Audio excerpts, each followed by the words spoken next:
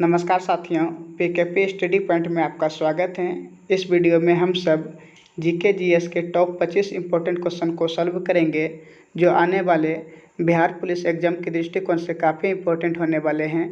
इसके अलावा यदि आप किसी भी स्टेट लेवल एग्ज़ाम का तैयारी कर रहे हैं या रेलवे, एसएससी, इन सभी के दृष्टिकोण से ये वीडियो काफ़ी इम्पोर्टेंट होने वाले हैं।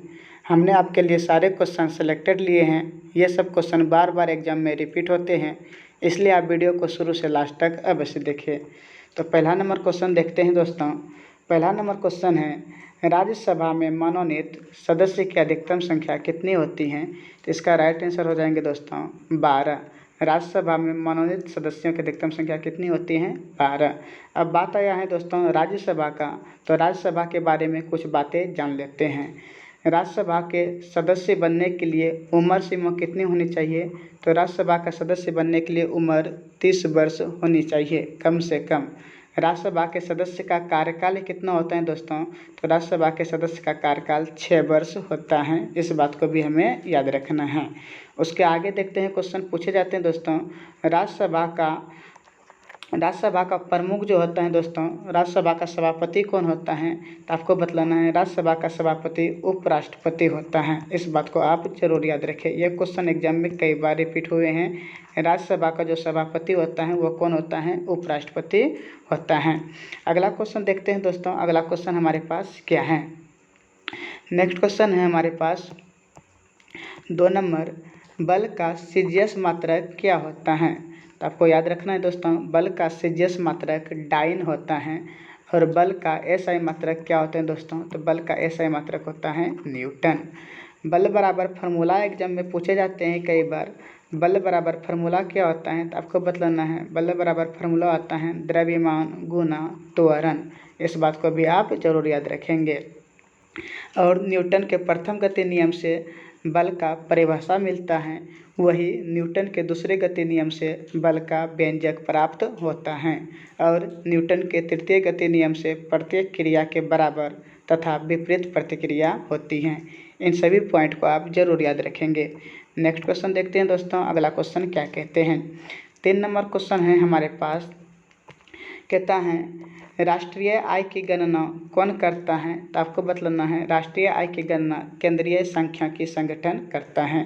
ये भी क्वेश्चन काफ़ी इंपॉर्टेंट है। ये क्वेश्चन बार बार रिपीट होते हैं, इसलिए आप इसको अच्छी तरीके से याद रखेंगे कि राष्ट्रीय आय की गणना कौन करता है? केंद्रीय सांख्यिकी संगठन। अगला क्वेश्चन है हमारे पास 4 नंबर क्वेश्चन का यदि बात करेंगे तो गांधी इरविन समझौता कब हुआ था? तो आपको बतलाना है दोस्तों, गांधी इरविन समझौता 5 मार्च 1931 ईस्वी को हुआ था। 5 मार्च 1931 ईस्वी को हुआ था। अब बात आया है दोस्तों गांधी जी के बारे में, तो इसके बारे में तनिक को जान लेते हैं। गांधी जी का जन्म कब हुआ था? 2 अक्टूबर 1869 ईस्वी को। आप सब याद रखेंगे गांधी जी का जन्म कब हुआ था दोस्तों? 2 अक्टूबर 1869 ईस्वी को पोरबंदर, गुजरात में गांधी जी का जन्म हुआ था। और गांधी जी दक्षिण अफ्रीका से भारत वापस कब लौटे थे? तो गांधी जी दक्षिण अफ्रीका से वापस भारत जो लौटे थे दोस्तों, ये 1915 ईस्वी में लौटे थे, याद रखेंगे। और गांधी जी के राजनीतिक गुरु कौन थे? गोपाल कृष्ण गोखले।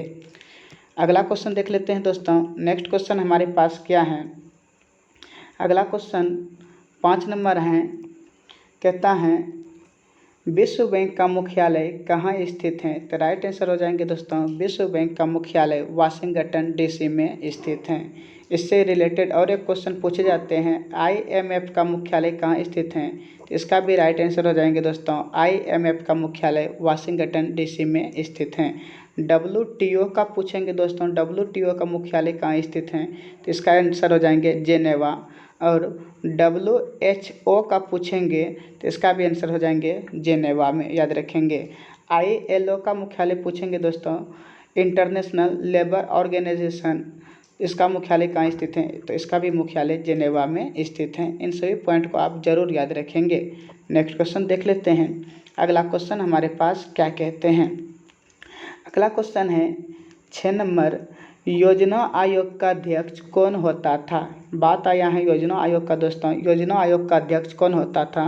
तो योजना आयोग का अध्यक्ष प्रधानमंत्री होता था।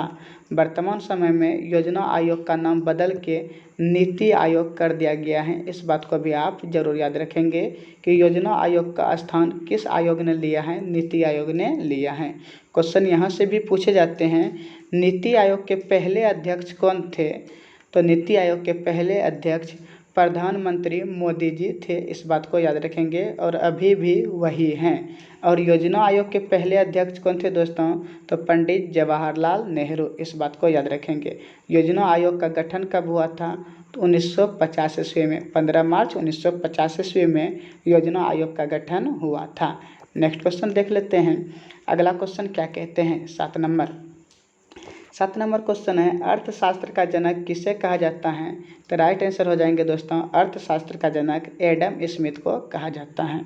एक और क्वेश्चन पूछे जाते हैं, अर्थशास्त्र का लेखक कौन है दोस्तों?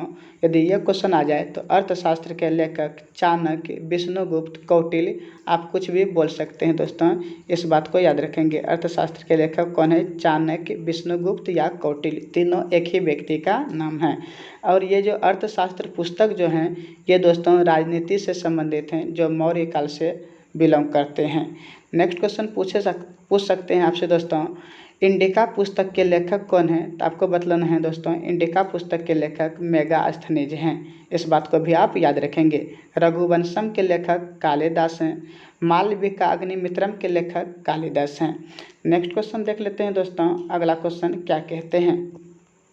अगला क्वेश्चन है हमारे पास, शिक्षा किस सूची के अंतर्गत वर्णित हैं? तो आपको बतलाना है दोस्तों, शिक्षा समवर्ती सूची के अंतर्गत वर्णित हैं। इस बात को आप याद रखेंगे। और यह क्वेश्चन पूछे जाते हैं, जनगणना किस सूची के अंतर्गत वर्णित हैं? तो जनगणना के बारे में बतलाना है दोस्तों, जनगणना संघ सूची के अंतर्गत वर्णित हैं। नेक्स्ट क्वेश्चन देख लेते हैं। हमारे पास अगला क्वेश्चन है दोस्तों, इंडिया हाउस कहाँ स्थित है? तो आपको बतलाना है, इंडिया हाउस लंदन में स्थित हैं। पूछे जाते हैं नेक्स्ट क्वेश्चन, व्हाइट हाउस कहाँ स्थित है दोस्तों? तो व्हाइट हाउस अमेरिका में स्थित हैं। और एक क्वेश्चन पूछ सकते हैं आपसे, ओपेरा हाउस कहाँ स्थित हैं? तो ओपेरा हाउस सिडनी ऑस्ट्रेलिया में स्थित हैं। इन तीनों क्वेश्चन को आप जरूर याद रखेंगे। अगला क्वेश्चन देख लेते हैं। नेक्स्ट क्वेश्चन है हमारे पास, लाफिंग गैस का सूत्र क्या होता है? तो आपको बतलाना है दोस्तों, लाफिंग गैस का सूत्र N2O होता है, नाइट्रस ऑक्साइड। और प्रमुख फार्मूला देख लेते हैं जो एग्जाम में रिपीट होते हैं दोस्तों। साधारण नमक का सूत्र पूछेंगे तो आपको बतलाना है NaCl।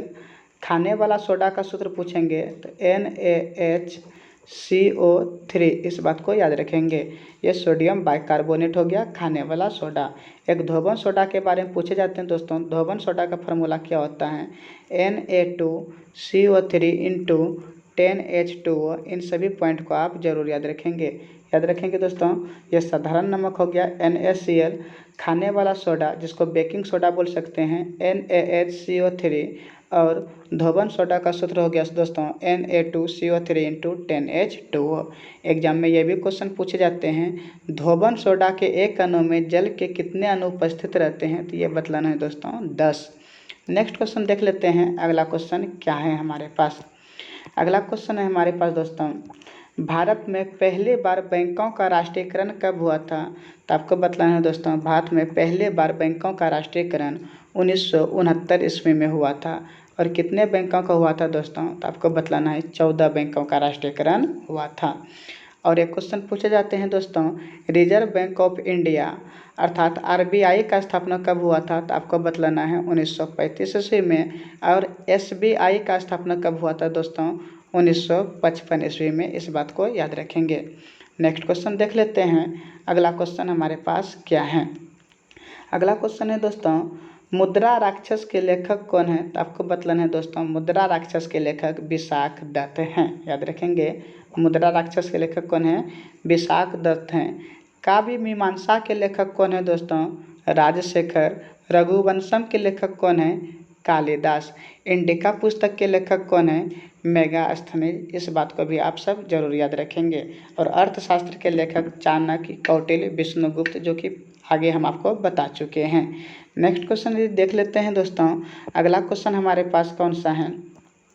तो अगला क्वेश्चन है रूसी क्रांति कब हुई थी, तो आपको बताना है रूसी क्रांति नवंबर 1917 ईस्वी को हुई थी। एक और क्वेश्चन पूछे जाते हैं दोस्तों, फ्रांसीसी क्रांति कब हुई थी, फ्रांसीसी क्रांति 17 अक्टूबर माफ़ कीजिएगा दोस्तों, फ्रांसीसी क्रांति 1789 ईस्वी को हुई थी। याद रखेंगे रूसी क्रांति कब हुई थी 1917 को, जबकि फ्रांसीसी क्रांति 1789 ईस्वी को हुई थी। क्वेश्चन पूछ सकते हैं पहला विश्व युद्ध अर्थात प्रथम विश्व युद्ध कब से कब तक हुआ था, 1914 से 1918 तक, जबकि द्वितीय विश्व युद्ध कब से कब तक हुआ था, 1939 से लेकर के 1945 तक। इन सभी बातों को याद रखेंगे। और सिपाही विद्रोह कब हुआ था दोस्तों, 1857 ईस्वी में। फिर से रिपीट करते हैं, फ्रांसीसी क्रांति कब हुई थी 1789 में, रूसी क्रांति कब हुई 1917 में, प्रथम विश्व युद्ध 1914 से 1918, द्वितीय विश्व युद्ध 1939 से 1945 और सिपाही विद्रोह 1857 ईस्वी को। अगला क्वेश्चन देख लेते हैं। नेक्स्ट क्वेश्चन है हमारे पास दोस्तों 14 नंबर, लोकसभा में किसी विधेयक को धन विधेयक के रूप में कौन प्रमाणित करता है, तो लोकसभा में किसी विधेयक को धन विधेयक के रूप में लोकसभा अध्यक्ष प्रमाणित करता है। अब बात आया है दोस्तों धन विधेयक के बारे में, तो धन विधेयक का विशेष प्रावधान किस अनुच्छेद में वर्णित है, 109। धन विधेयक का परिभाषा किस अनुच्छेद में है दोस्तों, 110। इस बात को आप सब याद रखेंगे दोस्तों। उसके आगे बात आया लोकसभा अध्यक्ष का, तो क्वेश्चन पूछे जाते हैं संयुक्त बैठक की अध्यक्षता कौन करता है, तो संयुक्त बैठक की अध्यक्षता लोकसभा अध्यक्ष करता है, जबकि संयुक्त बैठक को कौन बुलाते हैं, राष्ट्रपति।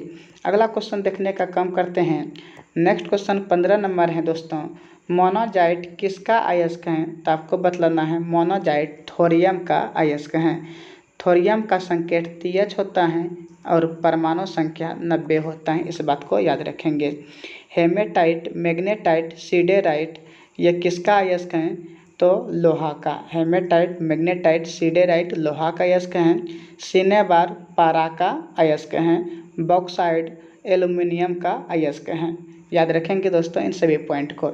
अगला क्वेश्चन है हमारे पास, नेक्स्ट क्वेश्चन है, कहता है इंग्लैंड के प्रथम प्रधानमंत्री कौन थे, तो इंग्लैंड के प्रथम प्रधानमंत्री रॉबर्ट वॉलपोल थे। याद रखेंगे दोस्तों इंग्लैंड के प्रथम प्रधानमंत्री कौन थे, रॉबर्ट वॉलपोल।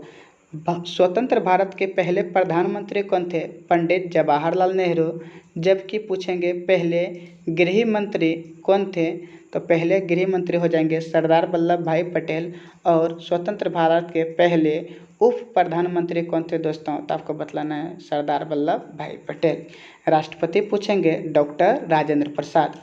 स्वतंत्र अमेरिका के पहले राष्ट्रपति कौन थे, वाशिंगटन DC। याद रखेंगे दोस्तों जॉर्ज वाशिंगटन, माफ़ कीजिएगा, स्वतंत्र अमेरिका के पहले राष्ट्रपति कौन बने थे, जॉर्ज वाशिंगटन। अगला क्वेश्चन देख लेते हैं। नेक्स्ट क्वेश्चन है हमारे पास दोस्तों, आज़ाद हिंद फौज का गठन कब हुआ था, 1942 में। और किसने किया था दोस्तों, रास बिहारी बोस ने। इस बात को याद रखेंगे, आज़ाद हिंद फौज का गठन 1942 में हुआ था। अगला क्वेश्चन की बात कर लेते हैं, कहता है लोदी वंश का अंतिम शासक कौन था दोस्तों, लोदी वंश का अंतिम शासक इब्राहिम लोदी था। क्वेश्चन पूछ सकते हैं आपसे लोदी वंश का संस्थापक कौन थे, बहलोल लोदी। याद रखेंगे दोस्तों लोदी वंश के संस्थापक बहलोल लोदी, जबकि लोदी वंश के अंतिम शासक कौन थे, इब्राहिम लोदी। और आगरा शहर का स्थापना किसने किया था, सिकंदर लोदी ने। नेक्स्ट क्वेश्चन देख लेते हैं क्या है दोस्तों हमारे पास। अगला क्वेश्चन है जोग या गोरसप्पा जलप्रपात किस नदी पर स्थित है दोस्तों, शरावती नदी कर्नाटक में स्थित है। याद रखेंगे जोग या गोरसप्पा जलप्रपात किस नदी पर स्थित है, शरावती नदी पे। हीराकुंड बांध किस नदी पर स्थित है, महानदी पे। सरदार सरोवर बांध नर्मदा नदी पे। याद रखेंगे दोस्तों इन सभी पॉइंट को, ये सभी क्वेश्चन पूछे जाते हैं। अगला क्वेश्चन का यदि बात करते हैं तो नेक्स्ट क्वेश्चन है राष्ट्रीय समुद्र विज्ञान संस्थान कहाँ स्थित हैं, गोवा में। राष्ट्रीय समुद्र विज्ञान संस्थान कहाँ स्थित है दोस्तों, गोवा में। क्वेश्चन पूछे जाते हैं औषधि अनुसंधान संस्थान कहाँ स्थित है दोस्तों, तो औषधि अनुसंधान संस्थान लखनऊ में स्थित हैं। विष अनुसंधान संस्थान कहाँ स्थित हैं, लखनऊ में। क्वेश्चन पूछे जाते हैं आपसे चमड़ा अनुसंधान संस्थान कहाँ स्थित हैं, चेन्नई में। खाद्य अनुसंधान संस्थान कहाँ स्थित है? मैसूर में। इन सभी पॉइंट को आप जरूर याद रखेंगे। अगला क्वेश्चन का यदि बात करते हैं तो अगला क्वेश्चन है हमारे पास, राज्यसभा का पदेन अध्यक्ष कौन होता है दोस्तों? तो अर्थात राज्यसभा का सभापति कौन होता है? तो ये आंसर हो जाएंगे उपराष्ट्रपति। याद रखेंगे दोस्तों, राज्यसभा का सभापति या पदेन अध्यक्ष कौन होता है? उपराष्ट्रपति होता है। अब बात आया है दोस्तों उपराष्ट्रपति का, तो उपराष्ट्रपति का कार्यकाल कितने वर्ष का होता है? 5 वर्ष का। उपराष्ट्रपति का पद किस अनुच्छेद में वर्णित है? अनुच्छेद 63 में। इस बात को याद रखेंगे। और उपराष्ट्रपति को शपथ कौन दिलाते हैं? तो राष्ट्रपति। इन सभी पॉइंट को आप जरूर याद रखेंगे दोस्तों। अगला क्वेश्चन देख लेते हैं। नेक्स्ट क्वेश्चन है हमारे पास, कहता है भारत में प्रतिवर्ष सेना दिवस कब मनाया जाता है? 15 जनवरी को। याद रखेंगे दोस्तों, भारत में प्रतिवर्ष सेना दिवस कब मनाया जाता है? 15 जनवरी को मनाया जाता है सेना दिवस। जल दिवस कब मनाया जाता है दोस्तों? 22 मार्च को। बिहार दिवस कब मनाया जाता है? 22 मार्च को। ये भी याद रखेंगे। उसके आगे देख लेते हैं। अगला क्वेश्चन है हमारे पास, रक्तचाप को किस यंत्र से मापा जाता है? तो रक्तचाप को स्फेगमोमैनोमीटर यंत्र से मापा जाता है। याद रखेंगे, रक्तचाप को स्फेगमोमैनोमीटर यंत्र से मापा जाता है। अब बात आया दोस्तों रक्तचाप, तो सामान्य रक्तचाप कितना होता है? तो आपको बतलाना है 120/80। याद रखेंगे दोस्तों, सामान्य रक्तचाप कितना होता है? 120/80। अगला क्वेश्चन पूछे जाते हैं दोस्तों। अगला क्वेश्चन हमारे पास है रक्तचाप से संबंधित ही, तो क्वेश्चन पूछ सकते हैं रक्त का बात कर ले तो रक्त का पीएच मान कितना होता है? 7.4। और इसका प्रकृति क्या होता है दोस्तों? तो रक्त का प्रकृति क्षारीय होता है। उसके आगे यदि बात करते हैं तो नेक्स्ट क्वेश्चन यदि देख लेते हैं, तो चक्रवात किस कारण से आती हैं? तो आपको बतलाना है चक्रवात निम्न दाब के कारण से आती हैं। बात आया है दोस्तों दाब का, तो दाब बराबर फार्मूला यदि पूछेंगे, दाब बराबर फार्मूला क्या होता है? तो बल बटे क्षेत्रफल। याद रखेंगे दोस्तों, दाब बराबर फार्मूला बल बटे क्षेत्रफल होता है। दाब का मात्रक पूछे जाते हैं तो आपको बतलाना है दाब का मात्रक पास्कल होता है। अब बात आया दाब का, तो दाब से संबंधित और एक क्वेश्चन बता देते हैं दोस्तों, वायुमंडलीय दाब को किस यंत्र से मापा जाता है? बैरोमीटर से। यदि बैरोमीटर का पाठ्यांक एकाएक नीचे गिरता है तो आंधी तूफान आती हैं, धीरे धीरे नीचे गिरती हैं तो वर्षा होती हैं, और यदि बैरोमीटर का पाठ्यांक धीरे धीरे ऊपर चढ़ता है तो दिन साफ होने की संभावना होती है। बैरोमीटर का खोज किसने किया था? टेरी सोली ने। और बैरोमीटर में किस पदार्थ को भरा जाता है? तो आपको बतलाना है बैरोमीटर में पारा भरा जाता है। नेक्स्ट क्वेश्चन है दोस्तों हमारे पास, भारत में प्रथम रेल किसके शासनकाल में चलाया गया था? तो भारत में प्रथम रेल डलहौजी के शासनकाल में चलाया गया था दोस्तों। ये बात 1853 ईस्वी की है। कब चलाई गई थी? 1853 ईस्वी को। 34 किलोमीटर लगभग दूरी थी और मुंबई से थाने के बीच में चलाई गई थी। तो इस वीडियो में आज के लिए इतना ही। अगर आपको वीडियो पसंद आया हो तो वीडियो को लाइक, शेयर और चैनल को सब्सक्राइब जरूर कीजिएगा। तो मिलते हैं नेक्स्ट वीडियो में, तब तक के लिए इतना ही। जय हिंद, जय भारत।